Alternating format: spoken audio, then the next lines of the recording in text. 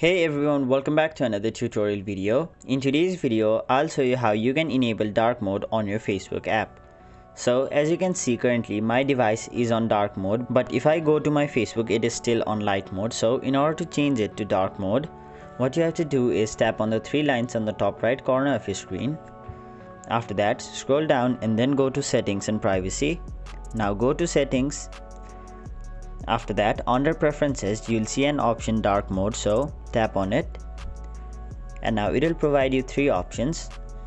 The first one being on, so if you tap on dark mode will be turned on. And now for the other two options, let's again go back to dark mode, and now if you tap on off, dark mode will be turned off, meaning your Facebook will be on light mode. But if you tap on use system settings, your Facebook app will run on whatever mode your device is currently on. So my device is currently on dark mode, but if I change my device to light mode, Facebook will also turn into light mode.